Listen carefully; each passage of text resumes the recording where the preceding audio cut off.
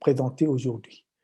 C'est parce que les gouvernements prennent de plus en plus de décisions qui ont des impacts de loin ou de près sur l'Internet.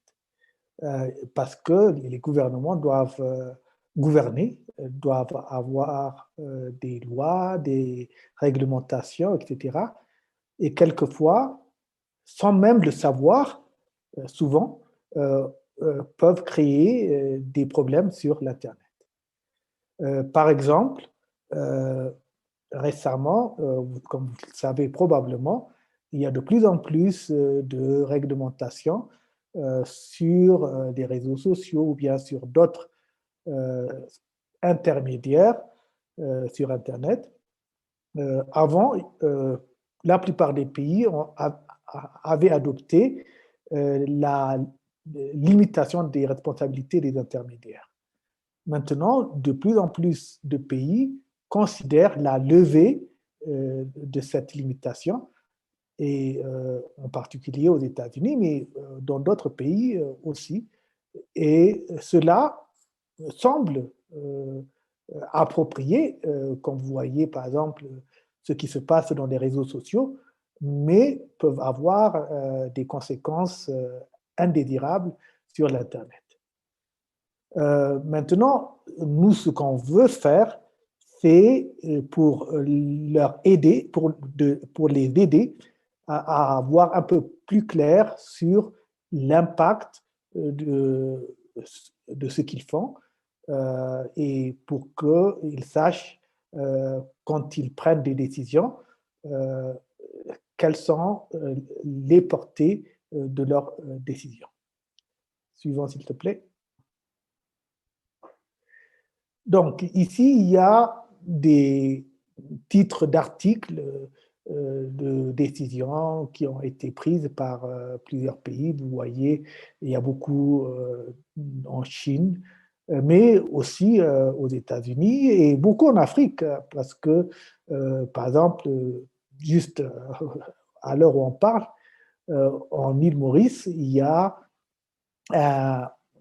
une loi, un amendement de la loi sur le ICT qui est en train d'être discuté et on est en train en fait d'étudier avec des Mauriciens sur l'impact que cet amendement a sur l'Internet.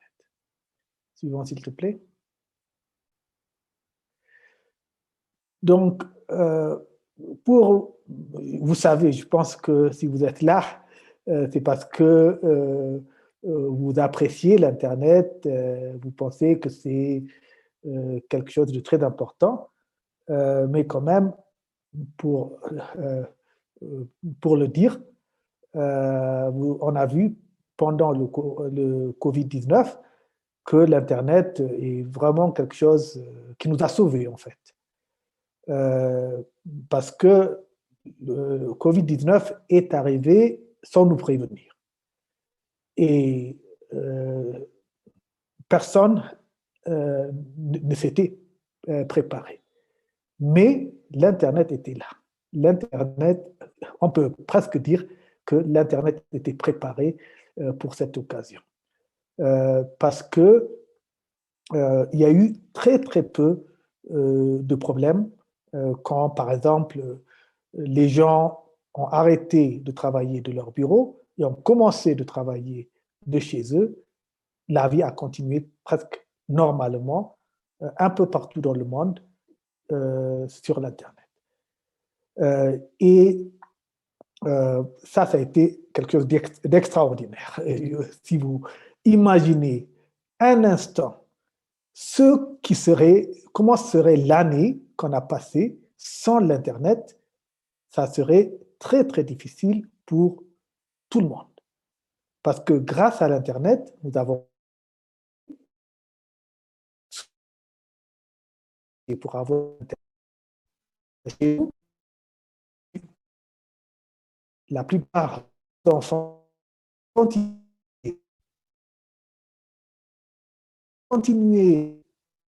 discuter.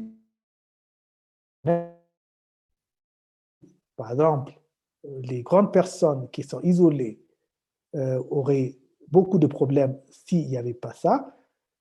Et on a continué à collaborer pour trouver des solutions pour, euh, sur la pandémie.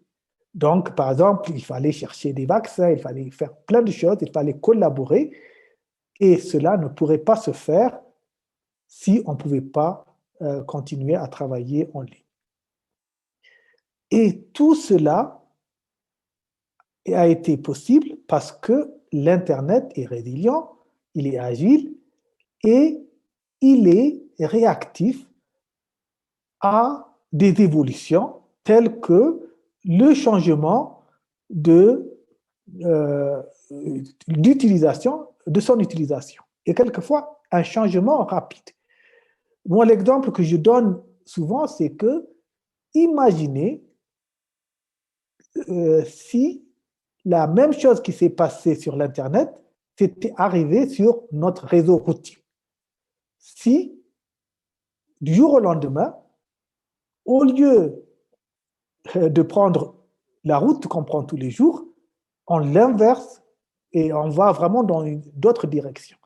Nos routes seraient complètement bloquées parce qu'il y a des routes qui sont trop petites et qui ne sont pas adaptées pour la montée du trafic, etc. Donc, ça serait une catastrophe, mais ça n'a pas été le cas sur l'Internet. Et ça, ce n'est pas par hasard. C'est parce que l'Internet est fait avec des propriétés qui lui permettent d'être agile, résilient, réactif, etc. Suivant, s'il te plaît. Donc, comme vous le savez, je suppose, l'Internet est un réseau de réseaux. Suite. Et ce qui fait qu'il a qu'il est aussi agile, il est aussi résilient, etc., c'est parce qu'il définit les propriétés, il a des propriétés essentielles sur lesquelles il repose et qui sont clés à son succès, sa robustesse, sa résilience, tout cela. Nous, on a identifié 5 propriétés très importantes qu'on a indiquées ici et que je vais élaborer un peu plus sur le slide suivant. Donc, une infrastructure accessible, dotée d'un protocole commun, une architecture ouverte aux composantes interopérables et réutilisables, une gestion décentralisée et un système de routage distribué, des identifiants communs au niveau mondial, un réseau technologique neutre et à but lucratif, et à but général. Suivant, s'il vous plaît. Donc, pour la première propriété, une infrastructure accessible dotée d'un protocole commun, c'est-à-dire un accès sans restriction. N'importe qui peut rentrer dans l'Internet, se connecter à l'Internet. Et ça, c'est ce qui a permis le fait que c'est une infrastructure globale.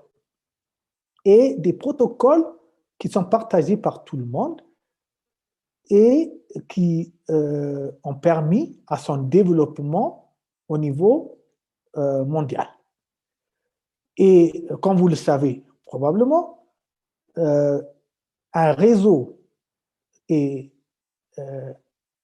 important quand la valeur d'un réseau augmente, quand le nombre de personnes qui y sont connectées augmente.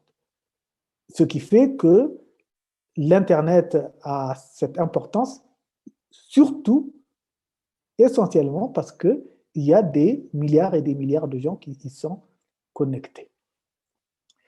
Une autre propriété importante, c'est le fait que cette architecture est ouverte aux composantes interopérables et réutilisables.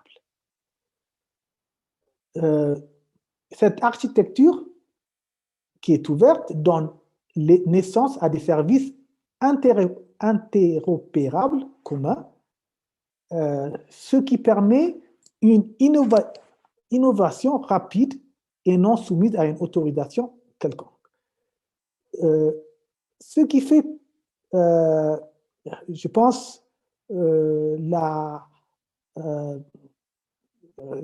pense ce qui a fait le grand succès de l'Internet, c'est ces applications.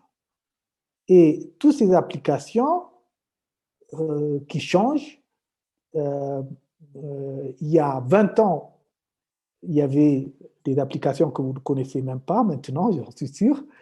Il y a 10 ans, la même chose. Aujourd'hui, on a de nouvelles applications qui nous étonnent tout le temps, qu'on n'a jamais imaginé avant de les voir.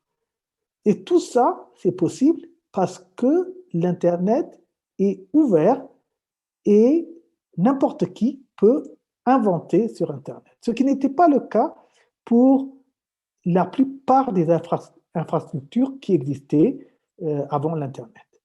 Donc, c'est une propriété qui semble bénigne, qui semble simple, mais qui est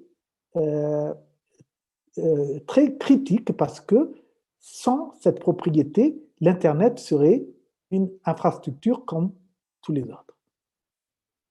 Une gestion décentralisée et un routage distribué. Ça aussi, c'est important. Ce qui donne la résilience de l'Internet, c'est qu'il n'y a pas un centre, que tout est géré d'une façon décentralisée. Ce qui fait que s'il y a un problème là où je suis, par exemple, je suis en Éthiopie, et si mon réseau a un problème, ça ne va pas affecter tout le reste du monde, ce qui est important. Il n'y a vraiment aucun point qui va déstabiliser le reste de l'Internet. Donc, ça, c'est aussi une propriété très importante. La quatrième propriété que je vais mentionner, c'est un système d'identifiants mondiaux communs.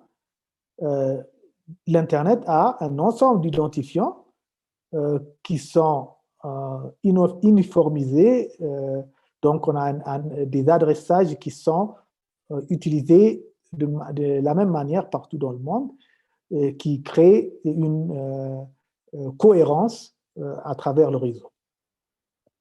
Et enfin, un réseau à but général. Ça aussi, c'est important, l'Internet n'est pas créé pour un but unique, spécifique. Ce qui fait que ça évolue. À une époque, on n'avait jamais imaginé qu'on utiliserait l'Internet pour des vidéoconférences comme celui-là, mais il y a eu des évolutions et aujourd'hui, on peut utiliser l'Internet pour des vidéoconférences. On ne sait pas ce qu'on va utiliser, pourquoi on va l'utiliser dans quelques années, dans peut-être des hologrammes ou d'autres choses. Donc, ça sera des applications différentes. Et ça aussi, c'est très important. Donc, si l'Internet a un succès aussi phénoménal, c'est grâce à ses propriétés. Et c'est très important quand on s'assure que ces propriétés sont là pour la nouvelle génération. On ne veut pas que la nouvelle génération hérite d'un Internet tronqué. On veut, c'est un peu comme l'environnement. Pourquoi on s'intéresse autant pour protéger l'environnement? C'est parce qu'on aime notre environnement tel qu'il est, On ne veut pas la génération suivante et une Terre qui n'est pas aussi belle qu'elle est aujourd'hui.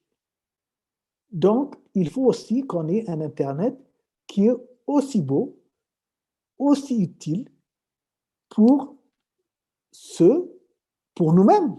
J'espère qu'on va vivre quelques années encore, mais aussi pour les générations suivantes. Suivant.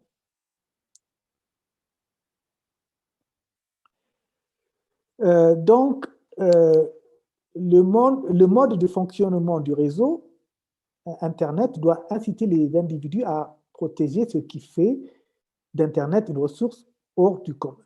Donc, c'est ce que je viens de dire. L'Internet, je suis sûr, si vous êtes là, c'est parce que vous pensez que l'Internet est spécial. Ce n'est pas une infrastructure comme les autres. Ça nous a permis de survivre pendant la pandémie. Ça nous permet de parler vraiment très, très facilement, bien qu'on est probablement dans une vingtaine de pays différents. Entre Nathalie et moi-même, il y a peut-être, je ne sais pas, 10 000 kilomètres et on communique sans aucun problème en vidéo. Et ça a été possible parce que l'Internet a ses propriétés importantes. Il faut donc la préserver. Et comme l'environnement, quand ça se dégrade, ça ne se voit pas. Ça se passe très, très doucement. Et quand on l'a perdu, c'est déjà trop tard. Donc, il faut la protéger, le protéger tant qu'il est là, et non une fois qu'on l'a perdu. Donc, c'est très important qu'on travaille ensemble, et ce n'est pas quelque chose que l'Internet Society peut faire tout seul, c'est quelque chose qu'on doit faire tous ensemble, et c'est pour ça qu'on a ces webinaires. Suivant.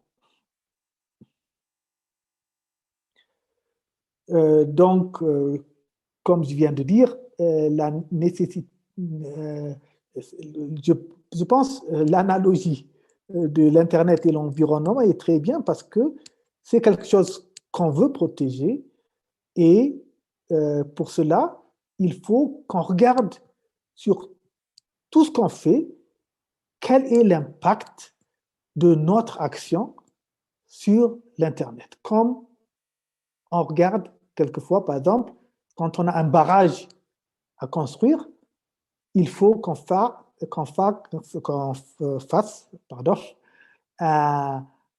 une étude d'impact environnemental pour savoir ce que ce barrage ou bien même, par exemple, cette autoroute a sur l'environnement. La même chose, quand on fait quelque chose qui peut potentiellement nuire à l'Internet, il faut étudier pourquoi, il faut étudier si ça a un impact. Quel est l'impact de cette action? Ça peut être une régulation, ça peut être n'importe quelle décision. Donc, c'est un peu ce qu'on veut faire avec cette boîte à outils ou peut-être Robin va lui donner un autre nom, mais cet outil, en tout cas, qu'on a développé et qu'on veut partager avec vous. Robin, à toi. Merci beaucoup, David. Est-ce qu'on m'entend bien? D'accord, Oui. très bien, merci. Donc, oui, qu'est-ce que c'est que la boîte à outils? Alors, comme David a très bien expliqué, nous avons défini ces caractéristiques, ces propriétés essentielles de l'Internet. Et chaque propriété, on a essayé d'indiquer pour chaque propriété quels sont les bénéfices auxquels on peut toucher si ces propriétés sont respectées. Mais si je peux emprunter un peu le vocabulaire de la philosophie, les propriétés essentielles sont nécessaires, mais insuffisants pour toucher aux bénéfices. Donc, on a là deux challenges à surmonter. Le premier, c'est d'expliquer en termes compréhensibles cet ensemble de caractéristiques plutôt abstraites aux décideurs, et ensuite d'expliquer comment on passe des propriétés nécessairement insuffisantes aux bénéfices qu'on veut toucher ou qu'on veut protéger. Donc, c'est en protégeant les propriétés qu'on peut faire toucher aux bénéfices de l'Internet, mais il faut expliquer comment les deux sont liés. Et à mon expérience propre, ayant essayé de faire ça pour les technologies de cryptage et de chiffrement, c'est pas toujours évident. Donc, on veut vous aider, on veut vous donner les moyens de montrer comment passer des propriétés essentielles aux bénéfices. Donc, la boîte à outils qu'on envisage comprend d'abord une explication de cette mode de fonctionnement dont David a parlé. Ensuite, des cas d'utilisation. Et bien que c'est marqué ici comme des cas d'utilisation sur les menaces qui pèsent sur l'Internet, ce n'est pas uniquement sur les menaces que l'on se penche. Bien sûr, si, il y a des menaces qui proviennent par exemple, des projets de loi ou des projets de réglementation sur Internet. Mais il y a aussi des menaces qui viennent d'ailleurs, des facteurs économiques, des facteurs sociaux, par exemple, pour mitiger lesquels on a besoin de politiques, de projets de loi corrects. Donc, ce qu'on veut aider, c'est que vous et les décideurs comprennent la relation entre ces facteurs externes, les projets de loi, les projets de réglementation et les propriétés essentielles. Et de comprendre comment ces facteurs-là peuvent empêcher ou obstruire le progrès vers les bénéfices. Ensuite, pour faire un peu plus simple que mon explication là, on a fait une sorte de questionnaire. En anglais, c'est un checklist, donc un liste de contrôle. Pour essayer de réduire en termes très simples, est-ce que le projet de loi, la politique de réglementation que j'envisage, est-ce que ça conforme à ces caractéristiques-ci? Est-ce que ça introduit ces facteurs-ci? Et de passer assez vite et simplement par un liste de contrôle. Ensuite, on aura des vidéos de promotion et des foires à questions. Donc, le but, c'est de prendre des concepts assez abstraits et parfois compliqués et de les simplifier et en l'explication et en compréhension par les décideurs.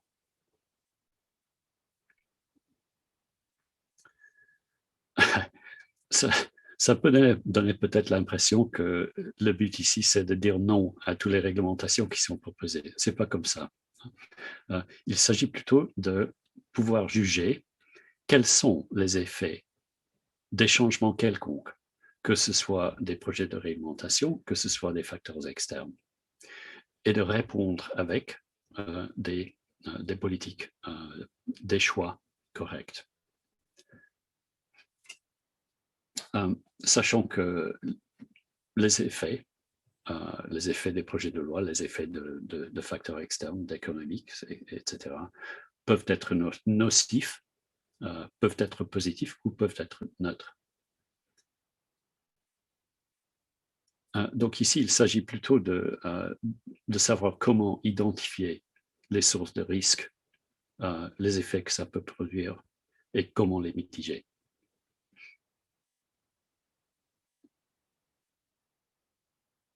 Et ce n'est qu'un début. Vous avez à attendre plusieurs choses au cours de l'année, dont le premier ici, c'est décrit ici comme des facilitateurs. En anglais, on a dit enablers. Et j'ai longtemps cherché une traduction un peu plus, parce que moi, en regardant cette image, je ne savais pas tout à fait ce qu'on voulait dire par facilitateur. Donc, ce que j'ai trouvé, c'était des éléments habilitants, ce qui peut empêcher ou ce qui peut aider à toucher aux bénéfices de chacune des propriétés critiques.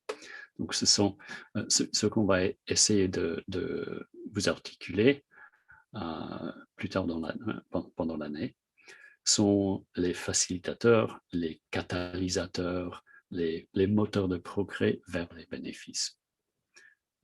Et comme j'ai peut-être indiqué, j'ai commencé ce processus en essayant de définir les technologies de chiffrement, de cryptage, comme facilitateurs du mode de la mode de fonctionnement. Il y aura, à part le cryptage, il y aura d'autres facilitateurs qui seront décrits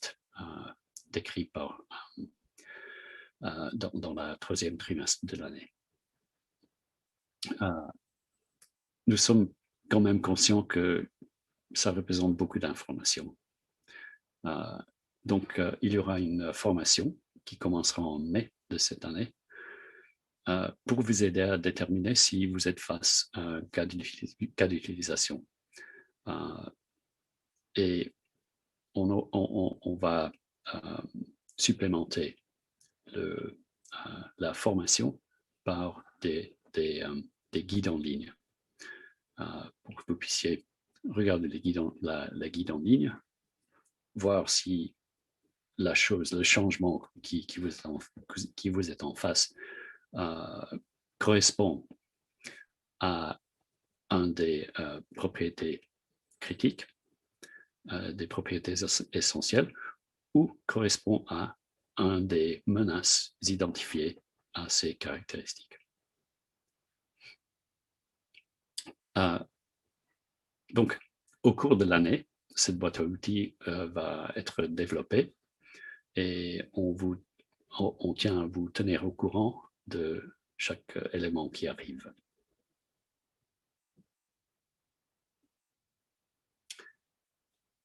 Je passe maintenant à ce que vous pouvez faire pour nous aider, pour avancer ce projet et, j'espère, pour agir dans vos propres intérêts aussi.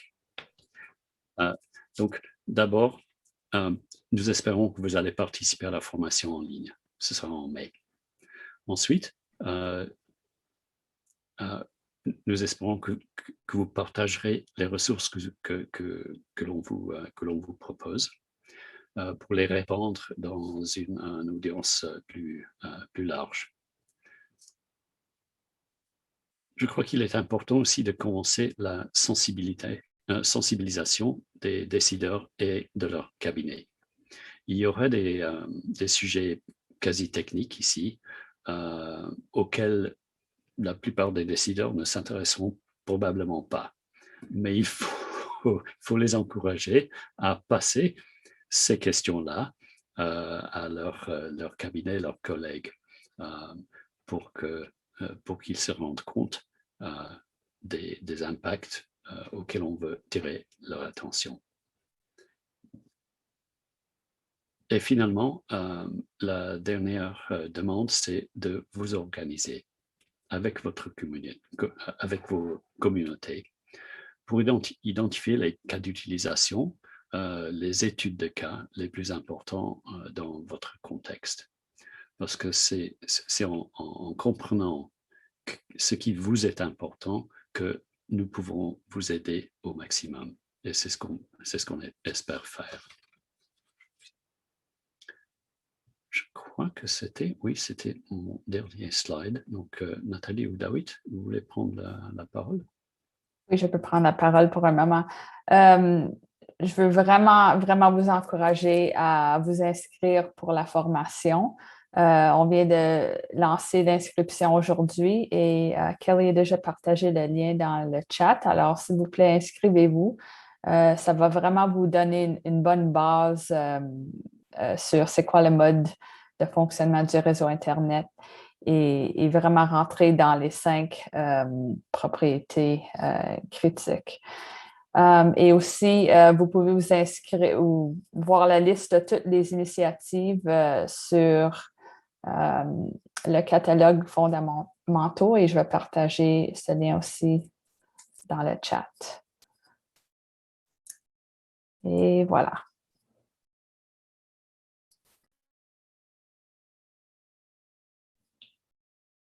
David? Merci. Peut-être s'il y a des questions, on a quelques minutes. On a 1 heure de temps, c'est ça? Oui. Donc, si vous avez quelques questions ou des commentaires, peut-être on peut passer quelques temps ensemble.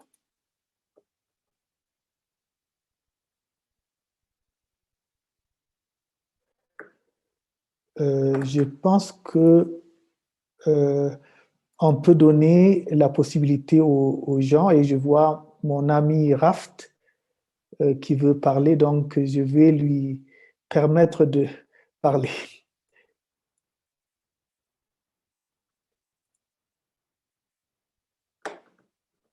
Raft, je pense que tu dois pouvoir parler.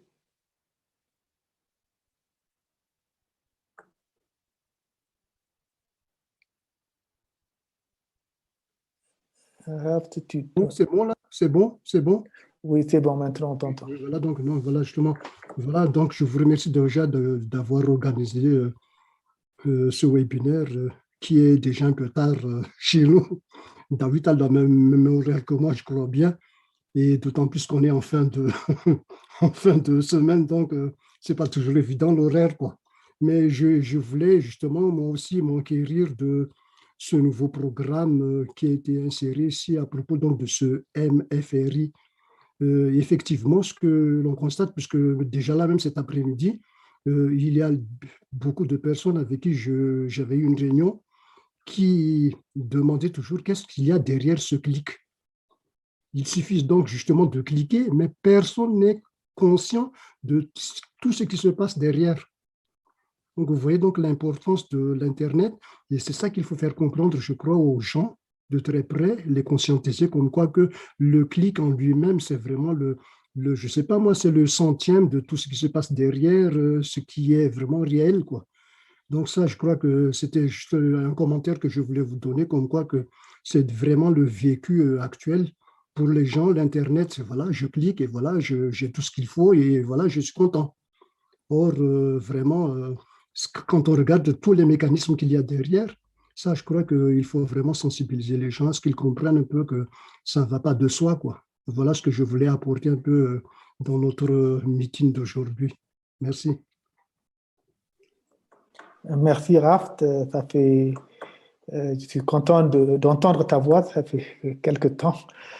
À cause de la pandémie, qu'on n'a pas pu se rencontrer face à face,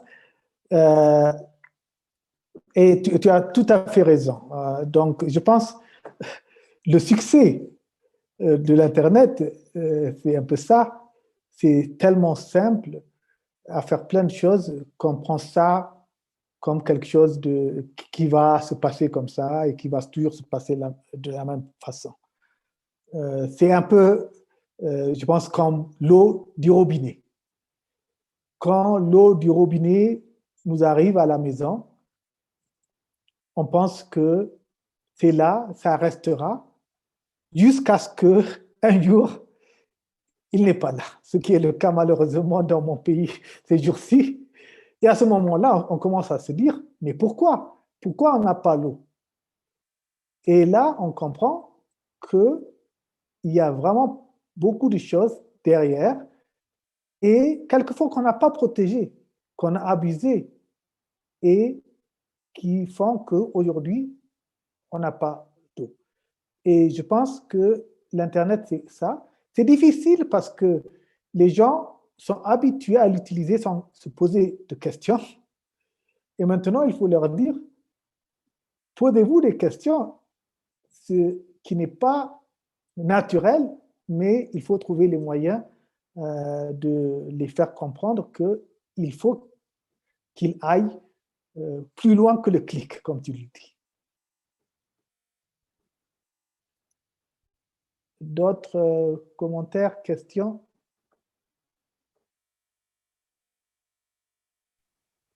Il y a une question dans la question-réponse d'Aboubacar qui voudrait savoir comment on peut avoir la boîte d'outils.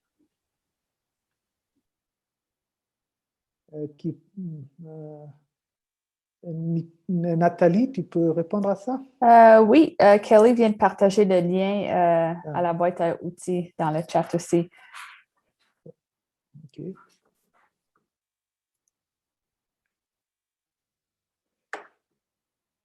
Je sais que c'est tard pour la plupart d'entre vous, mais j'espère qu'il y aurait quand même quelques courageux pour Effectivement, il y en a un. Il y a encore un. Il y a Rachad Sanoussi qui pose la question. J'aimerais que vous donniez quelques exemples d'initiatives qui ont réussi dans cette sensibilisation sur le mode de fonction d'Internet.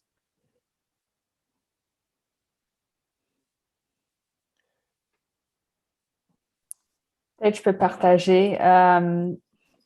Ça dépend, c'est qui le public ciblé. Nous avons quelques exemples où est-ce que nous avons identifié des projets de loi qui auraient eu un impact négatif sur le MFRI.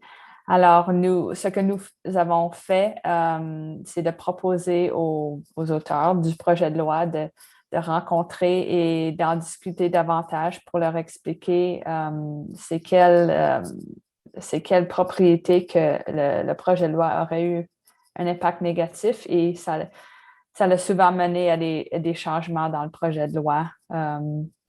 Parce que des fois, c'est pas évident pour les auteurs. Alors, c'est vraiment aidant d'en discuter avec eux pour leur aider à comprendre. Et des fois, c'est simplement des petits changements dans le projet de loi qui pourraient avoir un gros impact sur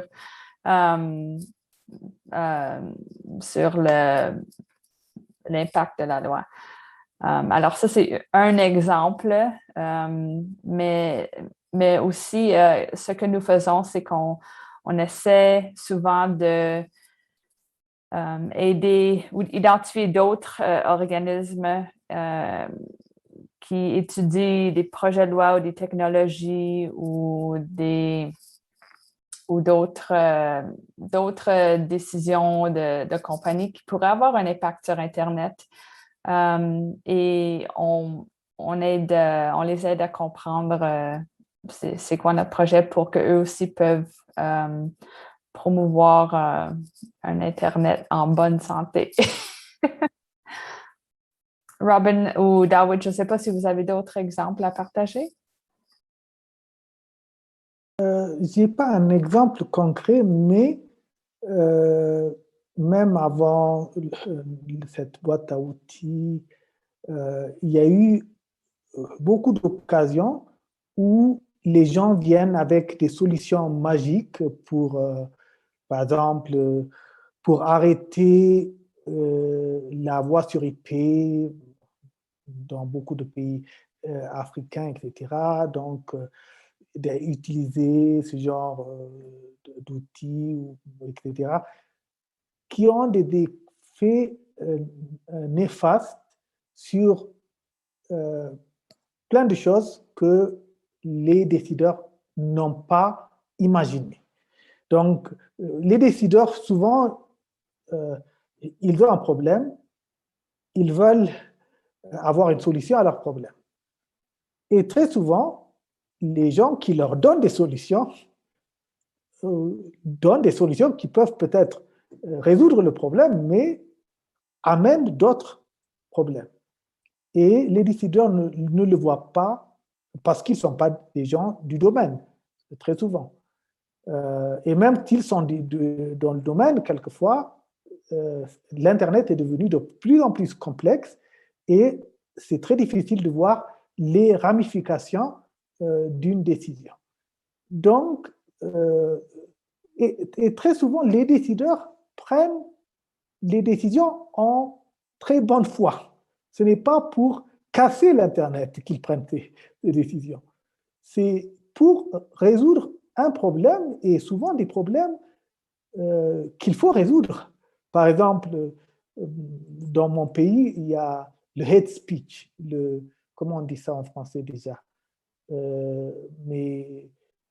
par exemple, les fausses nouvelles, ce genre de choses, sont néfastes dans la société. Qu'est-ce qu'on fait pour arrêter cela? Il ne faut pas casser l'Internet pour arrêter cela. Donc, il faut trouver des solutions qui préservent l'intégrité de l'Internet. Il y a, je pense, d'autres questions. Je ne sais pas si, Robin, tu veux répondre à la question d'Aboubacar. Quel rôle peut jouer le régulateur pour ce genre de sensibilisation? Oui, merci Aboubacar. Ça dépend un peu de quel régulateur vous envisagez là. De ma part, je pense d'abord aux régulateurs, par exemple, de la vie privée ou de la protection des données. Et là, évidemment, si on a un régulateur qui est assez fort et puissant et bien informé, bien renseigné, le régulateur peut influencer les projets de loi et la politique. Donc, oui, en principe, il faut que les régulateurs indépendants soient bien renseignés, qu'ils soient conscients des risques que produisent les changements au fonctionnement de base de l'Internet et qu'ils exercent leur fonction de statut.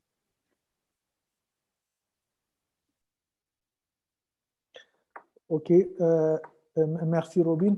Je pense que je vais continuer avec la question d'Éric. Donc, Éric dit en résumé, en fait, le gros problème vous échappe. Les problèmes, c'est les applications qui roulent sur l'Internet et c'est Google, Facebook, etc.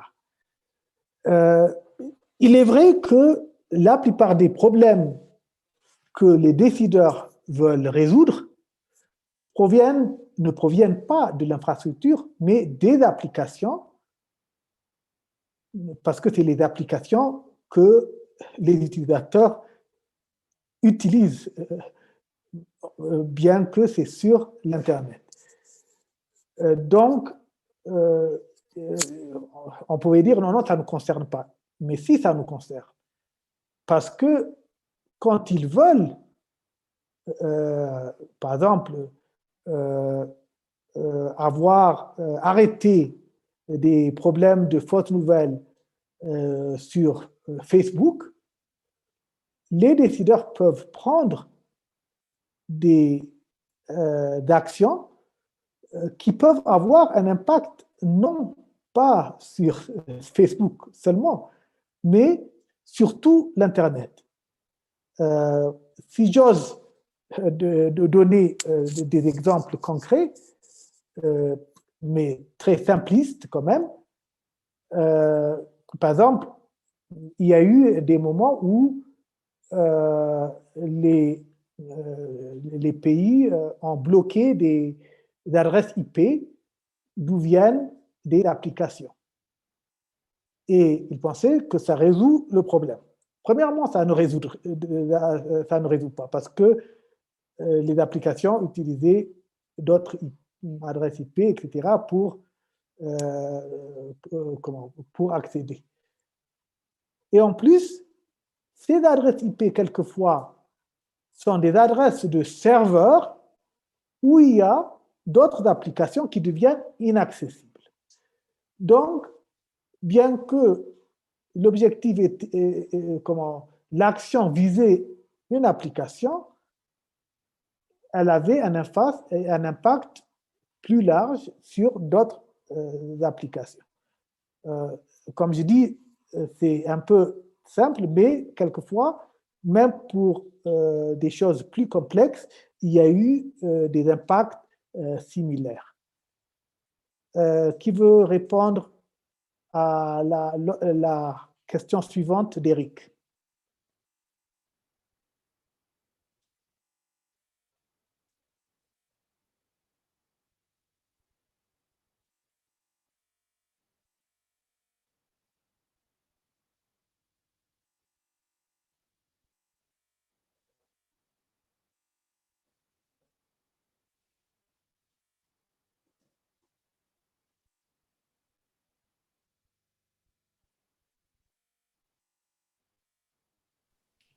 Je pense que c'est beaucoup plus un commentaire et peut-être la dernière phase qui est dans une question. Nathalie, tu voulais dire quelque chose? Non, c'était plutôt la même chose. C'est beaucoup de commentaires dans les questions, mais je suis un peu perdue dans les questions. Victor, est-ce que tu pourrais lire la prochaine question? Je peux essayer de répondre à ça si vous voulez. Donc, est-ce que on ne sort pas de là du domaine d'Internet Society? Est-ce que l'Internet Society n'est pas technique? Peut-être au début, ça l'était, mais ça ne l'est plus. Parce que l'Internet n'est plus que technique. L'Internet, c'est de la technologie, mais c'est aussi de la politique, c'est aussi des gens qui utilisent cela. Donc, c'est pour ça qu'on s'intéresse beaucoup et de plus en plus aux problèmes de politique publique. Ce que décident les gouvernements, ce que décident les régulateurs ont un impact direct sur l'Internet. Donc, on s'y intéresse. Et vous utilisez des mots comme le lobbying. Je ne sais pas si on fait du lobbying, c'est plutôt c'est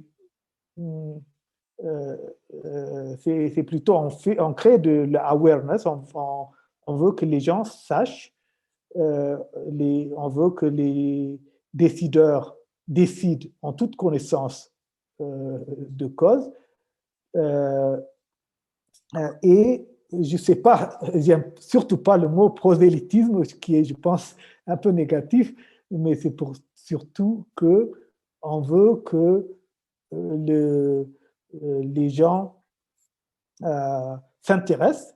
Je pense, Raft l'a bien dit. Les gens aiment l'Internet. Les gens aiment bien quand ils cliquent sur quelque chose, ils ont ce qu'ils veulent. On veut qu'ils s'intéressent un peu plus à ce qui est derrière, à ce qui fait qu'ils ont toujours une réponse quand ils cliquent sur ça. Ils l'ont parce qu'il y a tout le travail qui a été fait derrière et toute la fondation de l'Internet. C'est comme si vous avez une maison et si vous touchez à sa fondation, tout va s'écrouler. Et on veut qu'on n'attende pas que les choses s'écroulent avant de s'y intéresser. C'est vrai que c'est difficile. Si vous êtes dans un bâtiment, vous ne pensez pas à ça, à sa fondation. Vous pensez que ça va exister, ce n'est pas un problème. Mais la fondation est importante, c'est ça qui garde la maison intacte. Donc, on veut que tout le monde s'intéresse avant qu'il y ait des problèmes sérieux sur l'Internet. Et ça, je ne pense pas que c'est du je ne sais même pas bien prononcer ce mot, mais c'est un mot que je n'aime pas trop. Ouais, j'espère que j'ai répondu à vos soucis. Oui, pour ajouter rapidement à ce que David vient de dire, le grand but de ce projet, c'est d'éduquer. On veut éduquer les gens, ce dont Internet a besoin pour avoir une fondation saine. Et c'est très différent que le lobbying. C'est l'éducation pour que les gens soient bien équipés à prendre des bonnes décisions pour le futur d'Internet. Il y a une dernière question de Jorge Benetti. Qui veut répondre à ça?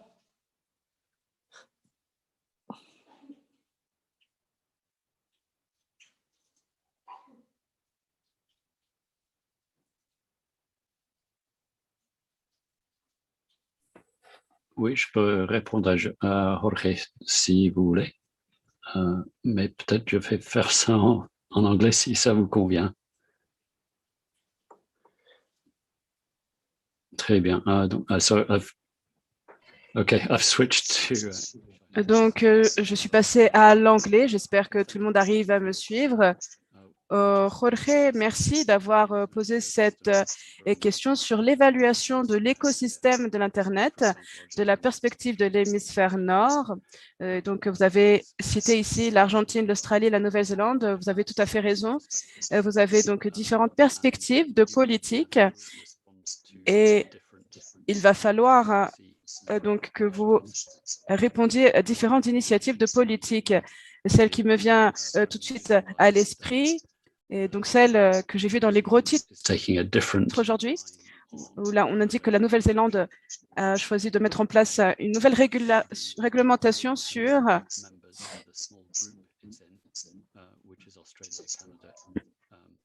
et ceci concerne aussi donc le Canada, les États-Unis et le Royaume-Uni.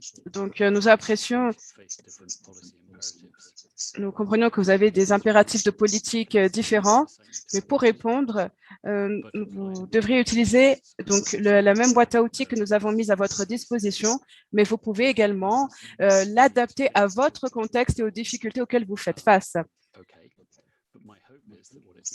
Mais j'espère que cette boîte à outils donc, sera valable, mais il faudra juste que vous donc l'enrichissiez de manière à ce qu'il puisse répondre donc aux problèmes auxquels vous faites face et au contexte donc qui est le vôtre. Merci.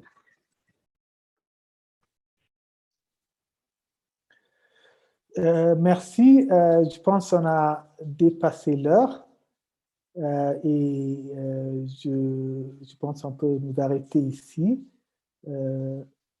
Victor? Oui, merci beaucoup, David, Robin, Nathalie, pour la présentation et aussi pour les questions. Et merci aux participants pour votre interaction. Il y a encore des questions qui ne sont pas encore adressées. Et comme vous le savez sans doute, il y a la plateforme Connect pour les participants. Ces questions vont être adressées et relayées là-bas. Et nous encourageons également les participants à continuer la conversation sur cette plateforme-là. Donc, merci encore pour votre participation active. Et avant de vous laisser partir, comme je l'ai dit tout à l'heure, j'espère que vous pouvez voir mon écran. Comme je l'ai dit tout à l'heure, je vais vous faire un petit rappel sur les prochaines étapes. Ce webinaire est la deuxième étape de votre participation à ce programme après l'inscription. Et pour tous ceux qui désirent obtenir un certificat de participation à la fin, il vous reste maintenant à réaliser une initiative au niveau local.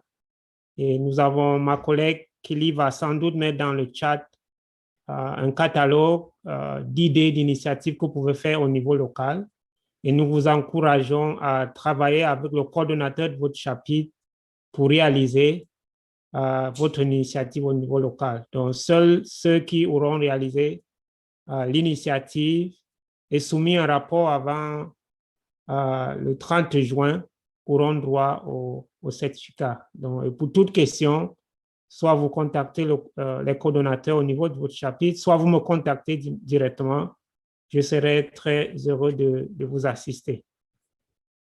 Donc, sur ce, je vais peut-être repasser la parole à quelques secondes à Nathalie, Robin et David pour le mot de fin. Merci. Merci. Juste pour dire très bref, je termine en vous remerciant de votre participation. Je vous souhaite bon courage et bonne chance avec les initiatives que j'espère qu'on fera ensemble. Parce que l'important, c'est pas la boîte à outils, c'est les choses qu'on fabrique avec.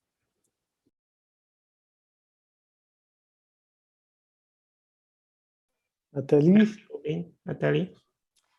Oui, merci à vous tous pour nous joindre. Et juste un petit mot, il y avait un commentaire dans le chat que le lien pour la formation était peut-être brisé. Alors, je vais m'informer et je vais suivre avec un courriel à tous lorsque l'erreur est arrangée. Alors, désolé du problème, on va y résoudre aussitôt possible. Merci à tous. Merci à tous aussi. Ça me fait plaisir d'avoir autant de personnes pour participer à ce webinaire. Comme c'était tard, surtout pour les Africains, je ne pensais pas qu'il y aurait autant de gens, ce qui montre que c'est un sujet qui intéresse beaucoup de gens. Et comme Robin a dit, j'espère qu'on va travailler ensemble pour avoir un Internet qui va continuer à être un outil extraordinaire pour les dizaines et pourquoi pas des centaines d'années à suivre. Merci. Merci beaucoup, David. À très bientôt et bon week-end à tout le monde. Au revoir. Au revoir.